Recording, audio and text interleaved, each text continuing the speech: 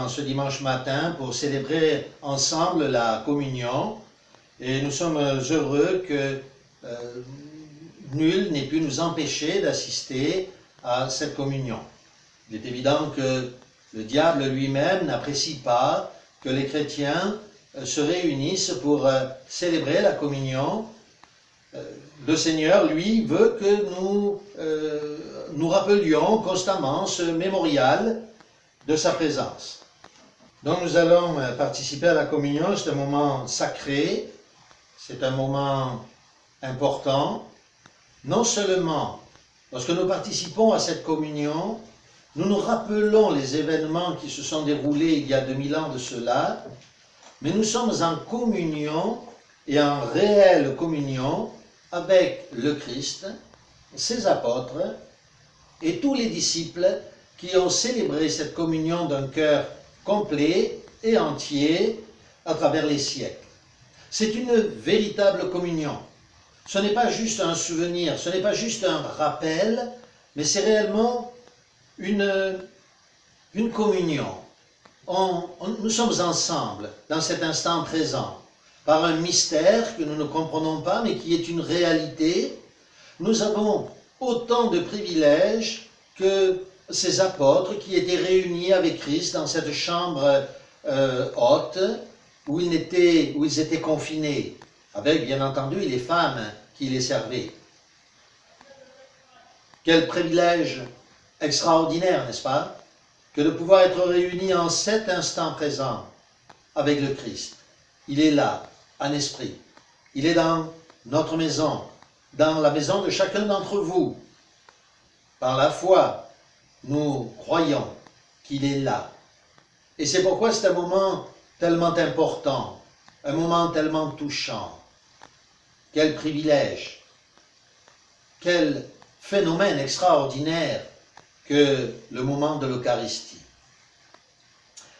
Nous allons donc ensemble boire ce vin qui représente le sang de Christ uni à l'eau du Saint-Esprit.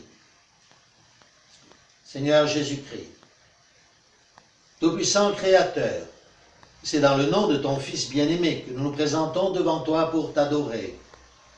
En cet instant présent, je vois devant ma face, par les yeux de l'Esprit, je vois Seigneur Moïse sur cette montagne, sur le mont Sinaï, qui s'approchait du buisson ardent.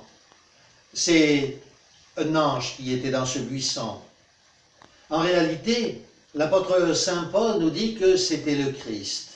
C'était le Christ qui était là dans ce buisson et qui parlait avec Moïse. Et il parlait en disant qu'il était Jéhovah, le Dieu Tout-Puissant. Il n'y avait pas de différence, il s'exprimait comme s'il était le Père, parce qu'il était l'image, le reflet parfait de la gloire du Père. Aujourd'hui, c'est vers toi, Tout-Puissant Créateur, que nous nous prosternons, que nous venons pour prendre cette Eucharistie. Et nous savons que nous ne pouvons la prendre qu'en passant à nouveau à travers ce buisson ardent, symbole des épreuves que doivent supporter les humains et symbole du feu que tu es dans le ciel, ce feu tout-puissant. Et nous comprenons que ce n'est qu'à travers Jésus, ton Fils bien-aimé, que nous pouvons venir à toi, te parler et t'implorer. Combien nous sommes heureux, Seigneur, de pouvoir être pardonnés aujourd'hui dans le sang de ton Fils Jésus-Christ. Amen.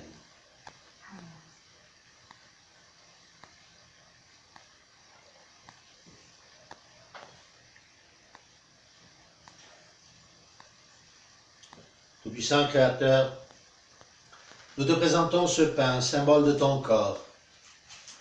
Autrefois, ce n'était que des grains de blé, car nous ne sommes que des grains de blé, mais ces grains de blé ont été pilés, écrasés, broyés, parce que nous avons été écrasés, pilés, broyés par la vie, pour devenir une seule farine. Et de cette farine, Seigneur, tu y as mêlé ton eau, l'eau de ton Saint-Esprit, pour que nous devenions une seule pâte. Nous sommes un seul corps, un seul pain. Ce pain, Seigneur, qui représente l'Église, c'est nous. Et Seigneur, nous te remercions de nous changer, de nous travailler, de nous modifier pour que nous devenions semblables au corps de ton Fils Jésus-Christ, ton Église. Cette Église, Seigneur, tu la broies, tu la partages pour que nous puissions devenir brisés, changés, modifiés, que nous ne nous appartenions plus à nous-mêmes, mais que nous t'appartenions à toi, Seigneur. Et toi, lorsque tu reviendras, tu réuniras à nouveau ce pain pour en faire un seul pain. Nous te remercions, Seigneur, de nous permettre de participer à tes souffrances pour la vie éternelle et la vie de nos compagnons. Amen. Ce pain est sans levain parce que Christ, le corps de Christ, était donc sans péché. Et que le corps de l'Église est purifié de tout péché dans le sang de Christ. Amen.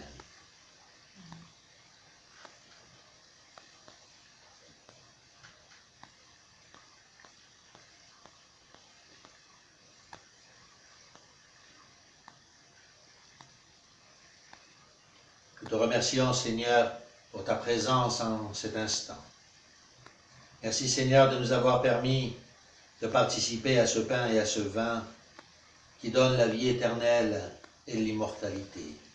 Tout d'abord sur la terre, et ensuite, Seigneur, ton Église sera enlevée vers les cieux. Et tous ceux que tu auras trouvés, en qui tu auras trouvé faveur, que tu auras trouvé agréable à ton regard, tu les amèneras avec toi. Aide-nous, Seigneur, pour que nous comprenions tout cela, que nous décidions de purifier nos vies pour nous aussi être amenés avec eux. Nous te remercions, Seigneur, dans le nom de ton Fils Jésus-Christ. Amen.